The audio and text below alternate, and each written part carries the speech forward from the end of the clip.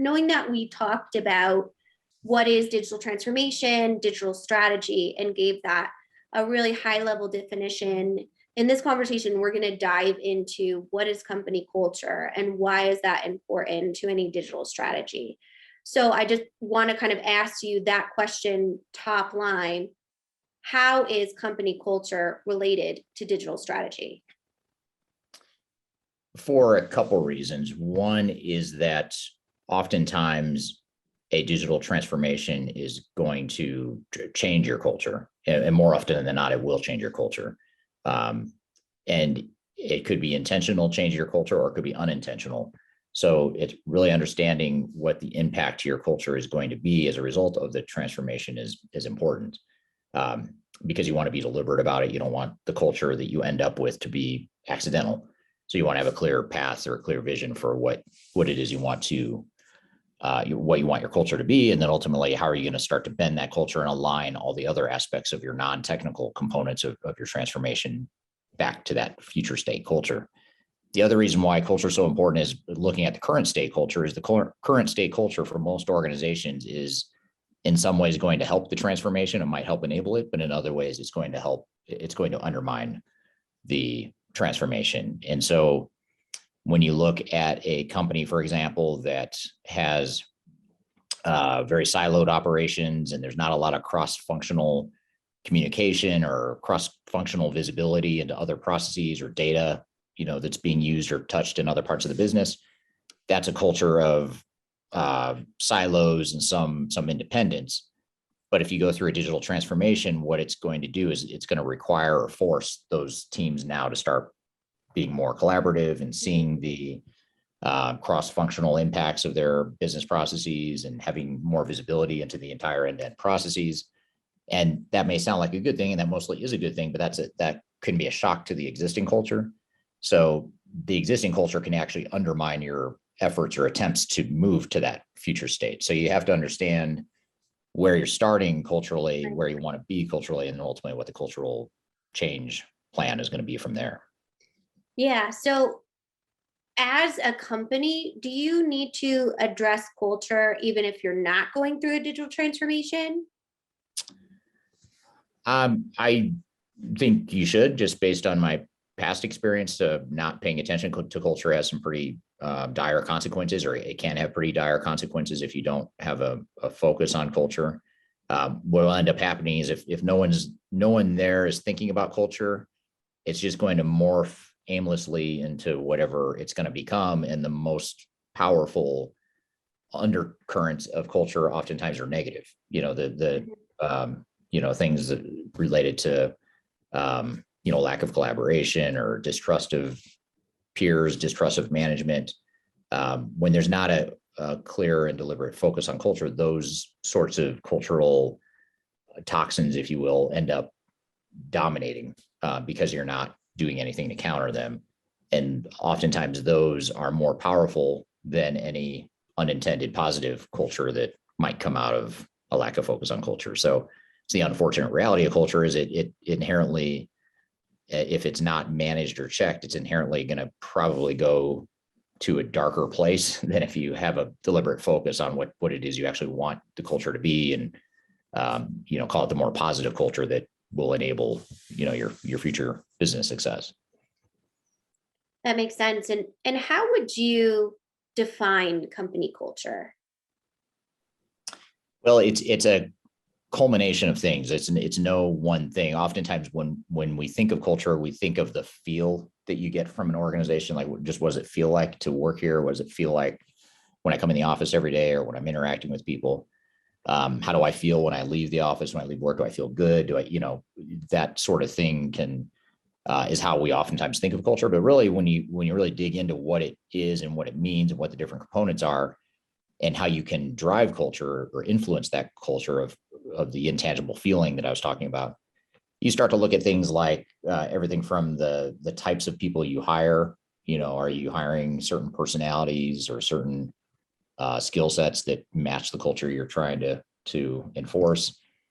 You look at the way people are paid, the way they're measured and rewarded, the stated values of the organization and kind of what the priorities of the organization are. All that stuff that may seem like it doesn't have a lot to do with culture, has to do with other stuff, that all affects culture. And at the same time, not only will those things help influence and mold the culture into what you want it to be, but if you don't manage the culture can actually undermine your attempts in those other areas. So you may end up, for example, hiring people that don't fit your desired culture because your existing culture is driving you to hire more of the same people that represent some of the negative aspects of your culture. So does that answer your question? Yeah, really important stuff. I think a lot of times culture can seem like a buzzword or an intangible definition, just like you said, and being intentional about that culture, like you mentioned, is really important. So I'm wondering, as a CEO who's been a CEO and started multiple companies, who's responsible for establishing culture at an organization? It should be the CEO. The CEO needs to set the tone and set the parameters and guardrails or whatever you want to call it for the culture. And I think that's why a lot of times when you get a new CEO at a company, oftentimes they bring new leadership in. It's not that the old leadership isn't competent or the old leadership isn't good at what they do necessarily. Oftentimes it's because they want to create a culture and set the tone from the top. And it starts with the CEO, but it can't end with the CEO. So you need, sort of a leadership team, mid-level management that all aligns with that culture, but it ultimately starts with the CEO. And by the way, just as a side note for Parisa in the book, we have a one-page slide that summarizes some of the different components of culture. It's like a hub and spoke kind of thing. It has a culture in the middle, and then it has all these offshoots of all the things that contribute to culture. So we could probably use that graphic in the book to help illustrate that previous question about what is culture. Excellent. Well, I can get that over to her for sure. Great. And so tying that back to digital strategy, you mentioned the importance of assessing your current culture.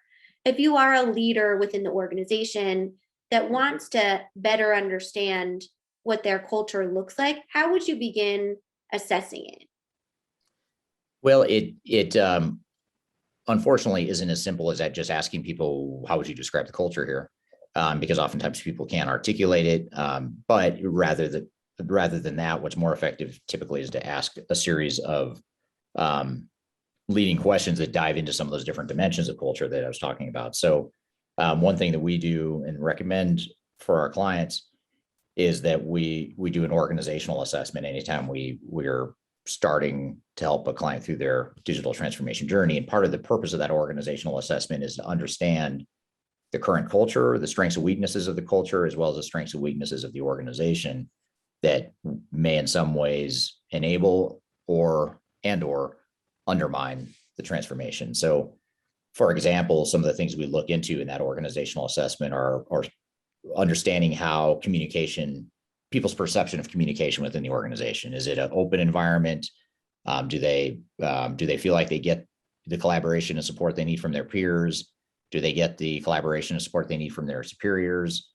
What do they like best about the work environment? What do they like least? And when you ask those sorts of questions, which we do via an anonymous survey to get quantitative information, oftentimes you'll get a pretty good read on what kind of culture we're dealing with and what some of those potential warts are, weaknesses of the culture that will prevent or potentially prevent or undermine any transformation efforts.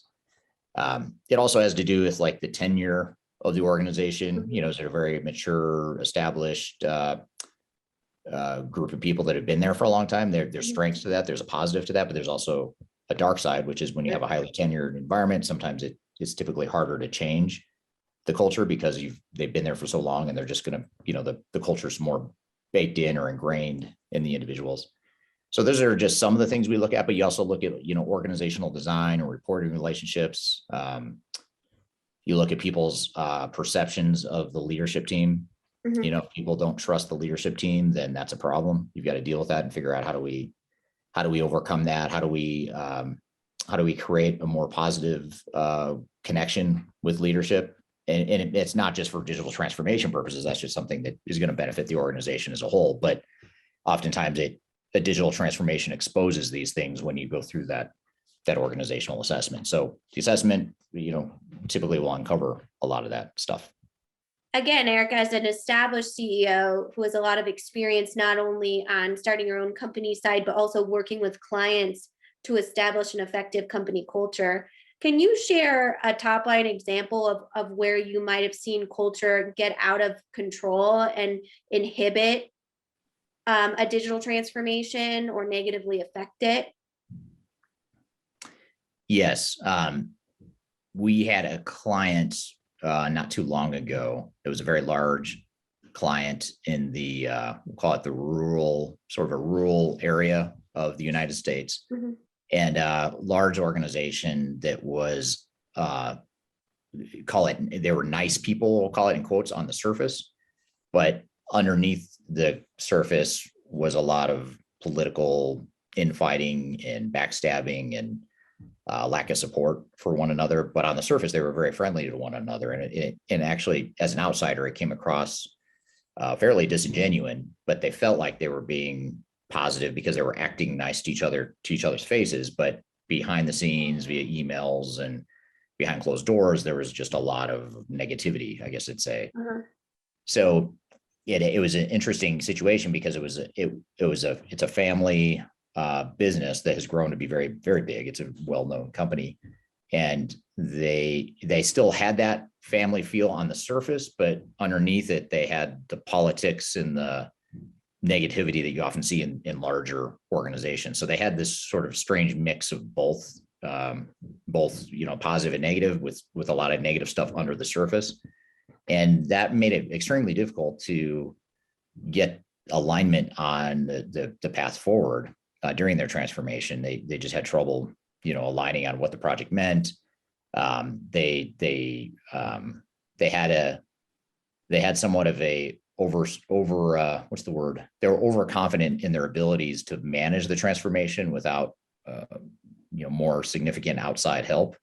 Partly because they on the surface, again, were afraid to tell the brutal, honest truth to one another. So they were kind of in their own little echo chamber of hearing the stuff they wanted to hear. And it created a lot of problems. And so what ended up happening is that this big transformation happens, which was a big enterprise-wide ERP implementation with a very aggressive timeline. And it ended up just exposing a lot of that negativity, and to the point where it's sort of like it bubbled up to the surface, and there's a lot of turnover, within the organization, especially those that were on the project in particular. They had a ton of turnover. So that's just, maybe an extreme example, but every organization has some cultural strengths and liabilities. And I think it's misleading, or it's not, what's the word I'm looking for? It's not accurate to think that any organization is not going to have some sort of liability that you've got to navigate. And that's the whole point of those organizational assessments, is to uncover some of that stuff. So that's one case study of how negative culture, or culture in general, can undermine a transformation. Yeah, that sounds like a lot of disruption in the turnover of any sort of project management or digital transformation team. And so when you do uncover that toxic layer within your culture, how would you go about excavating it or addressing it? Well, I mean, it's difficult because, in this case, in this example, they didn't believe that they had a negative culture, because on the surface, it wasn't negative. We're all sitting in a room together, we're all happy, we know each other's families, and we get along. But when you go away and I'm just talking one-on-one to someone else, I'm gonna stab you back, sort of thing. So, so how you excavate that? I mean, that's, first of all, it doesn't happen overnight, and it doesn't happen in the typical time frame of when you're trying to embark on a digital transformation. If you're, in this case, this is like a third generation family business, so they've been in business for close to 100 years, and so that culture has been marinating for decades. So to now come in and say, okay, we're going to excavate that within the next 2 or 3 years, as part of our digital transformation, you're not going to. You're gonna move the needle, you're gonna bend it, but you're not gonna, even if you wanted to, you're not gonna be able to completely change the culture overnight. So a lot of it is just a matter of understanding the culture, understanding the significance of culture, where the weaknesses are, and then ultimately figuring out what can we start doing now to start moving that direction. And oftentimes it means identifying people. One effective way is to identify people on the project that better reflect the culture you're striving for, and not leaning on those people that maybe historically might have been, I don't want to say important to the organization, but they historically or in the past may have been important to a project like this. Now you might say, well, let's go a different direction. Let's go with someone newer or younger, or someone that doesn't have the baggage that we have with our culture. Let's bring them some of that thinking onto our team. Now you have to be careful, because that can be disruptive too, because now you've got a conflict of, the old culture or the old guard versus the new.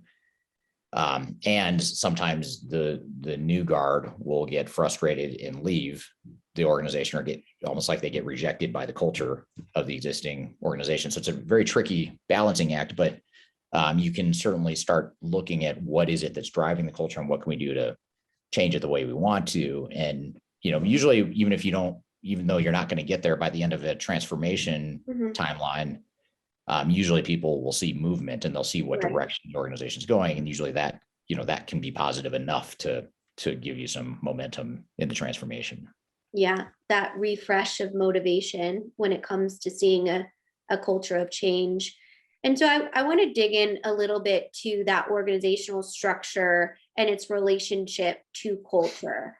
I know a lot of times we can experience what I like to call executive blinders, or an executive team that might not, as you mentioned, have the awareness that they have a culture problem.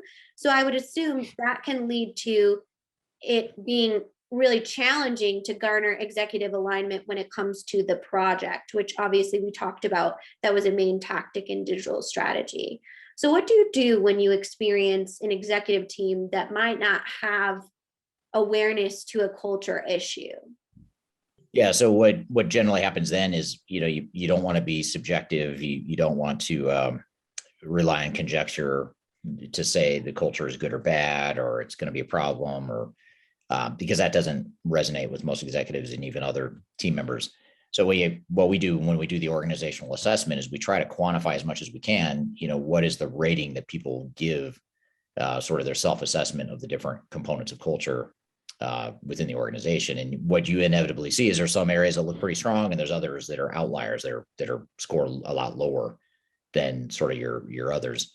And then certainly that's just benchmarking internally. But if you benchmark externally to other clients we work with, there's an additional layer of understanding you can get from that. So a lot of it is benchmarking what people are saying and what their perceptions are, quantitatively as well as qualitatively. We will ask open-ended questions in these anonymous surveys, such as, how would you describe the environment? What do you like best about working here? What do you like least?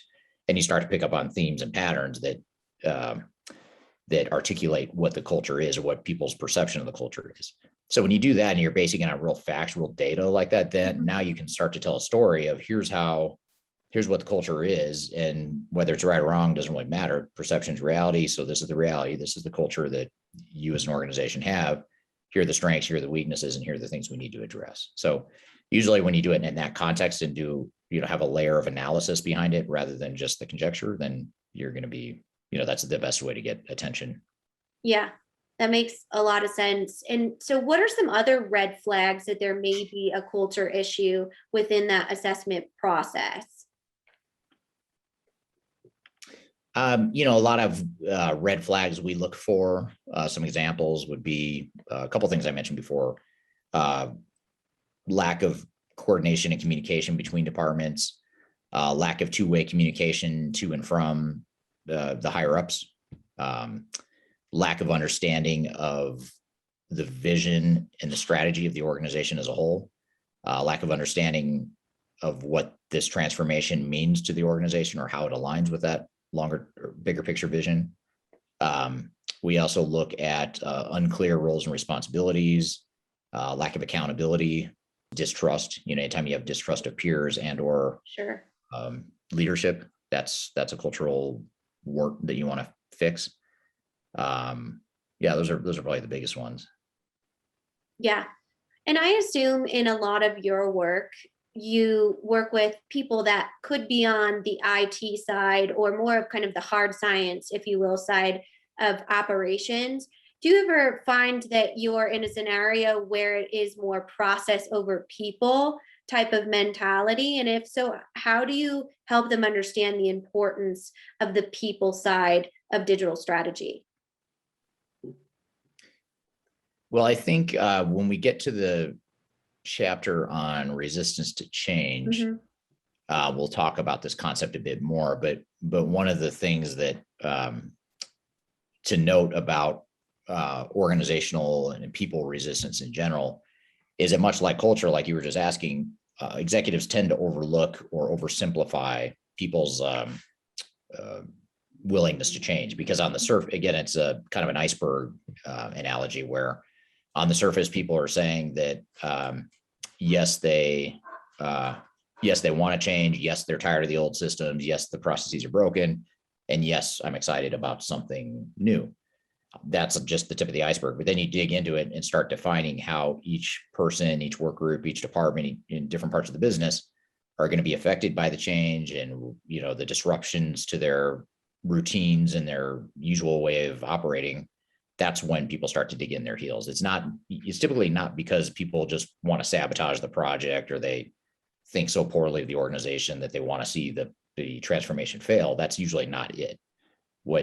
It's a lot more subtle than that. And that's what makes it so dangerous, is because it's so subtle that most executives and organizations don't see it, because they haven't gone through a massive change like that. Typically, Right. they don't know that once you start to take away people's spreadsheets and start to automate their job, and you start to introduce, machine learning to automate what I was spending half my time doing, that's the kind of stuff that's going to create resistance. So that's that.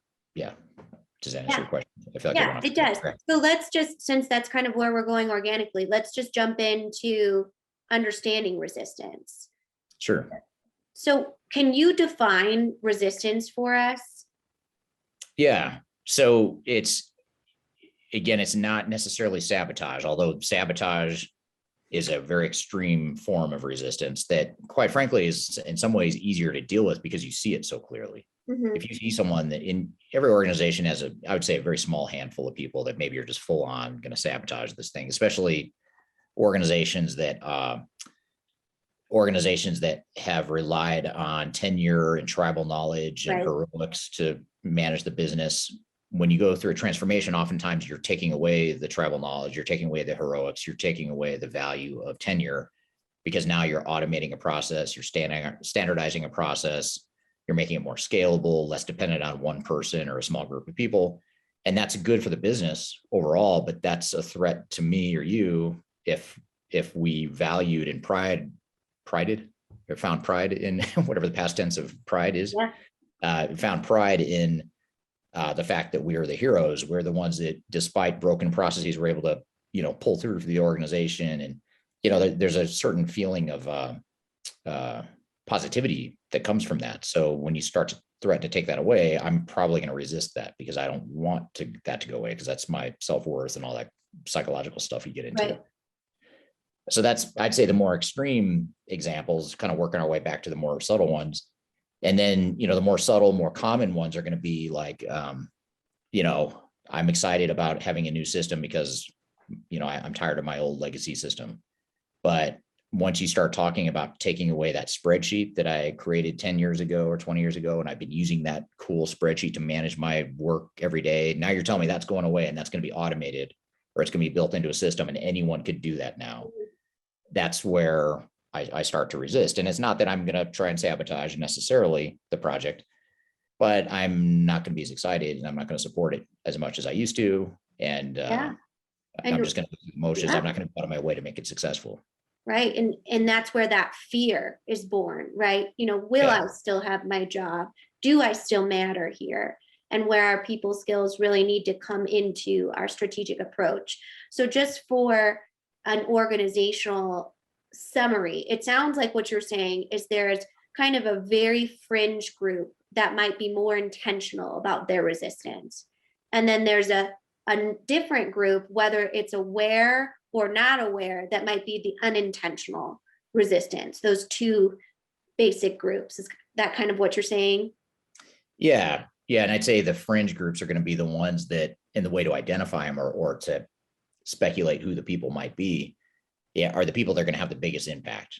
And that's why the change impact is so important, which I think we'll get to in other parts of the book here. But, understanding the magnitude of change for different parts of your business is going to help you identify where the most resistance is probably going to come from. Because the people where, people today that have a highly manual process, let's just say they're doing everything on spreadsheets or, really old legacy mainframe based system. Now, all of a sudden you're talking about introducing a modern ERP system with artificial intelligence and analytics and machine learning, all this stuff that's totally different than what we're doing today. That gap is so big that there's a lot of things that can go wrong. There's a lot of reasons why I would resist that change. It could be fear, like you said, like we were talking about. It could be, the threat that it poses, because now you're taking away my value and all that stuff we talked about. But it could also be that it's another element of fear, another layer of fear, which is lack of knowledge or lack of confidence that I'm going to be able to make that jump. And so therefore, I'm going to start to identify all the problems why we shouldn't do that, because I don't see how I could possibly make that jump. So therefore, here's why this answer is better now, and the future state's not quite so appealing. So that's the sort of the different layers or ways you can start to identify where that potential resistance might come from. Is just understanding the magnitude of change, and then also understanding sort of the competencies or capabilities of the people you have now.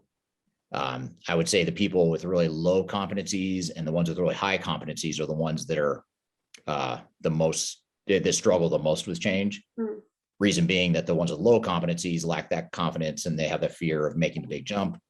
The ones with really high competencies start to doubt the need to change because they are so competent in their jobs, their knowledge, their education, whatever it may be.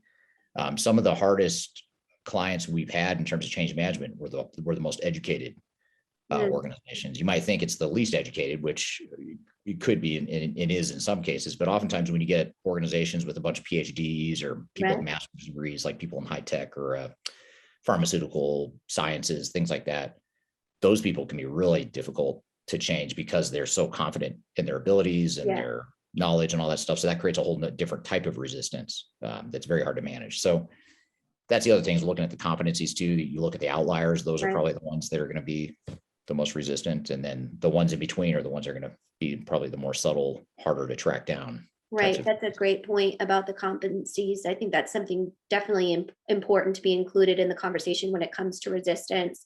So what is the relationship between resistance and company culture?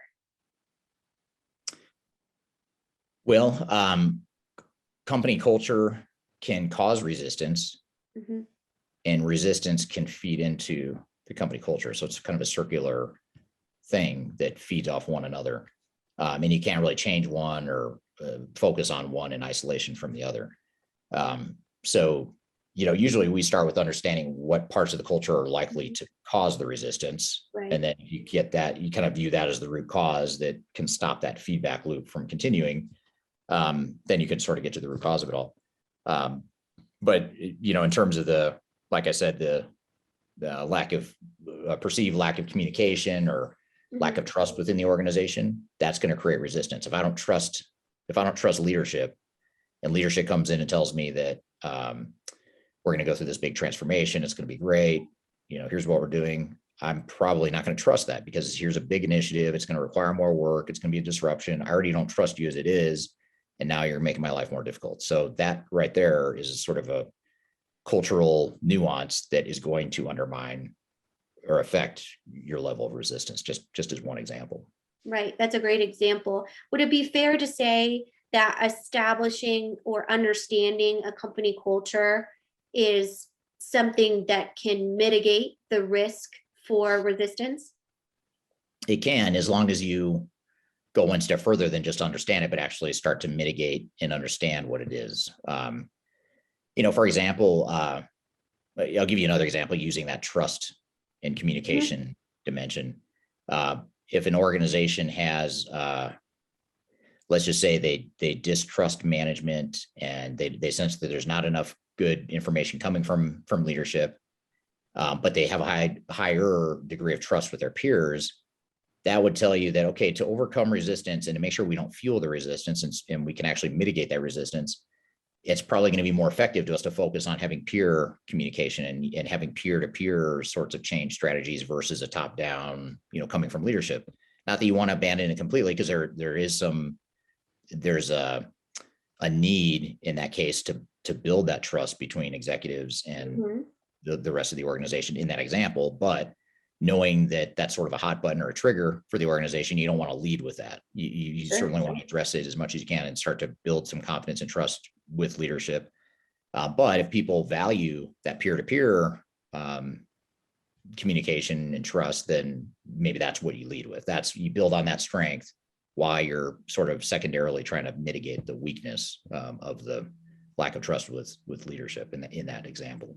Yeah. So it sounds like that awareness leads to, hey, I have a big influencer dynamic or peer-to-peer power that I can kind of leverage to go through this transformation. But I only knew that about my company culture because I did the assessment.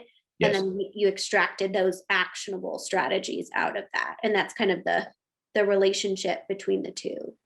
Yeah, absolutely. And that's why one size fits all cookie cutter change strategies and tactics don't work, because every organization has different cultural strengths and weaknesses. It's almost like I view culture as sort of like you're on a battlefield and you're trying to get across the battlefield, and there's a bunch of landmines and pitfalls along the way. And that horizon looks very different for you as an organization than another client we work with. And so you have to understand where those pitfalls and landmines are so you can get around them without blowing yourself up along the way. So that's how I view culture: is you've got to understand them. You've got to figure out, how can I deactivate those landmines? How can I, first of all, make sure I don't step on them? Second of all, how do I deactivate them to mitigate the risk there longer term?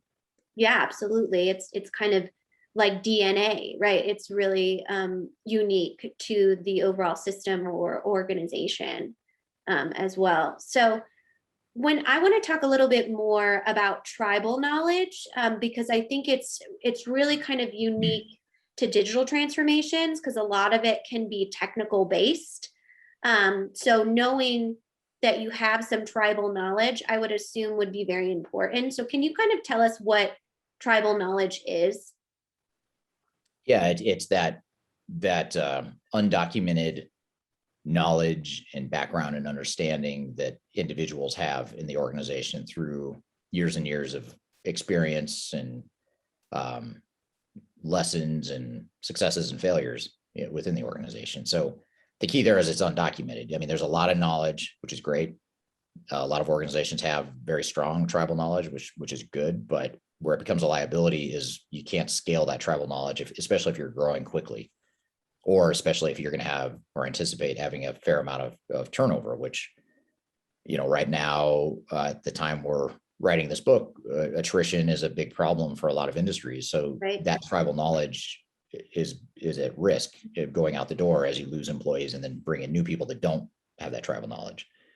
So the way to mitigate that, of course, is to document more as it relates to processes and standard operating procedures and system documentation, architecture, just all the stuff. You want to have more artifacts and more documentation than not. And that's probably the best way to mitigate, or the best antidote, I should say, to tribal knowledge.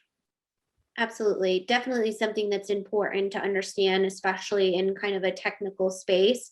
And it sounds like, based on what you said, documenting that within the change assessment, or understanding that that's an area of your company culture, is a really important piece to being able to kind of extract that great and very valuable knowledge from our organizational stakeholders. Yeah, absolutely. And that's another area we cover in our organizational assessments is, understanding tribal knowledge, understanding the how well documented and how repeatable and consistent the business processes are. And when you see discrepancies there, and when you see that there's a lot of tribal knowledge without much documentation, or there's inconsistent business processes, that's another red flag for potential resistance and potential scalability issues, for organizations. And at the end of the day, a lot of a lot of organizations are going through this digital transformation, not just because they want to for the fun of it, but because they're trying to scale the business, they're trying to grow, they're trying to get to the next level in their, evolution as an organization. And those are the types of things that hold it back. Definitely. Could you give us an example of where resistance has had an effect on a digital transformation from your client or just business experience? Yeah, there's one I had probably a decade ago that it was a mid-sized organization. They were running a mainframe based legacy system, one with the green screens, and you had to remember it didn't have a menu driven user interface. It was more transaction codes. So you had 4-digit transaction codes you had to enter in the system to get to whatever screen you wanted to get to. So it was a lot of, speaking of tribal knowledge, a lot of tribal knowledge required to operate the system. And what ended up happening is that it was a custom solution, and over time, people retired, they left the company, to where it was only a very small handful of people that really knew that system, the inner workings of it, and how to change it and how to get it to do what it needed to do to support the business. And back to the heroics conversation before, they took pride in it, and they hoarded that. They really protected that value that they added to the organization. So they got to the point where they were flat out sabotaging the project. I mean, they did not want the project to continue. They didn't want to see that technology get replaced because that was their value. And in that case, that was an extreme example of sabotage, which you don't see that often, but when you do, it can be very damaging. But the other extreme example is that the CEO of this company ended up having to fire that team to basically get them out of the way, because they were completely creating a cancerous sort of environment where it was spreading to other people, and suddenly the momentum was shifting against the project because they were so vocal about all the things that were wrong with the direction of the transformation, and all the things that the old system could do that the new system couldn't do, and it all became a big all the problems with the project rather than what we could do to solve it or the positives of the project. And so they ended up having to fire a good subset of that fringe, as you put it before, that fringe group. Yeah. Wow. That's definitely, an extreme example. And it sounds like, it can really have a disruption within the transformation process and almost lead to complete failure if you don't have that, not only alignment, but if you have that resistance that you're not able to address. And hopefully, right, our clients and community can address that in a more healthy way than having to fire people. But that is truly an option, right? If you cannot kind of get that out of there and kind of extract that toxicity. Something else I want to talk to you about that I know we've that goes along with the resistance in company culture is that going back to the digital strategy and the importance of that, and being proactive instead of reactive when it comes to a company that has more of kind of like a cowboy type of culture, really entrepreneurial driven, could be very motivated, but not so structured. Can you talk about how that might have an influence on resistance in company culture? Yes, that's a great question, or a great thing to dive into, because that's an example of the more subtle cultural nuances that can be very challenging to see and very challenging to overcome as a result. What you find with those gunslinging cowboy cultures, whatever you want to call it, entrepreneurial companies that value flexibility over anything, what you find there is they have probably, or in most cases, they've done a really good job of staying close to their customers and knowing what their customers want and need. And they've also probably found a way to be very good at overcoming any organizational or operational deficiencies to be able to service the customer. So there's usually a very intense customer focus in those types of organizations. And that's part of why they're so flexible, why they're gunslinging. And that's part of why they've been so successful, is because they were gunslinging, they were being cowboys, just figuring the stuff out and doing whatever it took to satisfy the customers. So that's all a strength, but then it suddenly becomes a liability as you get to a certain point where you start to think about how can I standardize the business? How can I create more repeatable processes? How can I rely less on gunslinging and more on trusted, proven processes across the organization. And again, that's an example of where the gunslinging types are not going to like that, and it creates a definite amount of tension. And a lot of times, what's difficult about it is, first of all, as I mentioned, the strength becomes a liability, and sometimes that's hard for people to see. Like, what do you mean you want to take away the flexibility? You want to take away the fact that we're good at gunslinging? That's what got us to where we are. Yeah. So that the question becomes, okay, yeah, you did, thank you, you got us to here, but now we've got to look at what are we going to do in the future to get us, to the next level. And oftentimes that gunslinging isn't going to scale the way you need it to. Typically, it won't. So what ends up happening a lot of times is it gets manifested in it becomes less about the people that don't want to see the change, and it becomes more about the customers. And because they have that intense customer focus, they almost use customers as sort of cover for, we can't change that because we have to do A, B, and C the way we've always done it, because that's what satisfies the customers. And so it becomes it's almost like a neutralizing argument to where you can't argue with the customer, right? So just let us keep doing what we've been doing because that's what the customer wants. And that's the good news is it's not personal at that point. It's not about me resisting, it's because of the customer. Yeah. And I'm doing it for a good cause. And so that's an example of where that resistance, it's really hard to see, because you think, well, they're looking out for the customer, and maybe the customer really does need this or that. Sometimes you see it maybe to a lesser degree, especially with multinational organizations. I've seen organizations where they blame regulatory requirements. They'll say, well, we can't change that because we do things differently. We have to do things differently here in our location because it's a regulatory thing. And it's sort of a blanket statement that's basically cover for, we don't want to change. It's regulatory. Can't really argue with it. So let's move on. So that's the sort of back to your gunslinging thing. That's a really good, case study or example, because we see that a lot, especially with high growth companies, which most of our clients in the mid-market are high growth companies. Yeah, definitely. Do you want to give a specific example of kind of that entrepreneurial spirit that was a little bit hard to harness when it comes to scaling growth or a digital transformation? Yes. There's one that we're working with right now that we've been working with for several years, like a client that's going through, it's a large client that's going through a very extensive digital and business transformation. And they have grown very aggressively organically, but also through merger and acquisition. So they've acquired all these companies, and they've historically let these companies remain independent. But as they go through this current transformation, what they're finding is we don't have visibility into the operations. We've got inconsistent business processes, which are highly inefficient. And worse yet, we have different parts of the business that are competing with one another, and they're not having visibility. A customer will touch multiple parts of the business and feel like they're dealing with totally different companies. That's not good for the customer experience. It's not good for our scalability and growth. So that's one example where that growth through acquisition and that focus on independence and decentralization in the past is hurting them now as they try to figure out how can we selectively not do it all at once. You don't want to shock the system, but let's figure out the parts of the organization we can start to standardize and create more common business processes and more consistent customer experiences for our customers.